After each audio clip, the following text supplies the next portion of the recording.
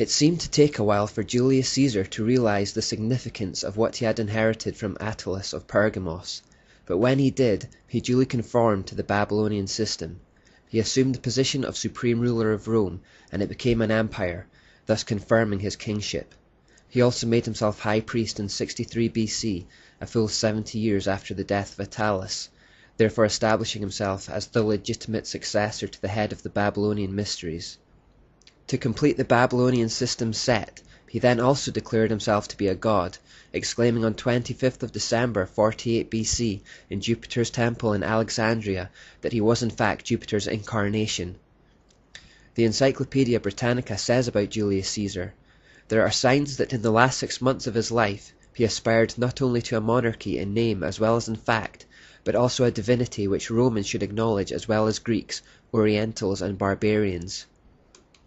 He seemed to slowly realize that his new titles, particularly high priest, gave him legitimate claim to be not just ruler over Rome, but ruler over all the peoples who subscribed to the Babylonian system, as they had all descended from the same source.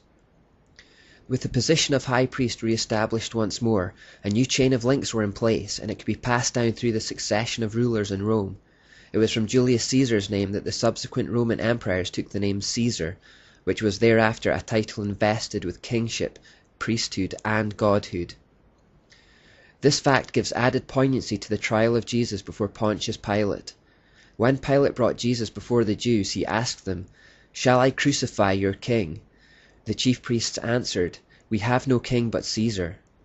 What they were effectively saying is that their true God was not their king, their only king was Caesar, head of the Babylonian mysteries and the earthly head of the satanic system of worship.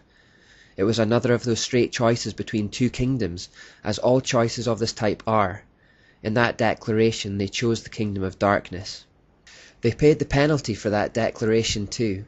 Just as the Lord gave the Jews into the hands of Nebuchadnezzar after they corrupted themselves with the worship of Baal in the Old Testament, so he gave that generation of Jews into the hands of the Roman emperors who they professed to follow as punishment. In 70 AD under Titus, and some decades after they had made their declaration at the trial of Jesus that he was not their king, the Roman army marched upon Jerusalem and destroyed it along with the temple.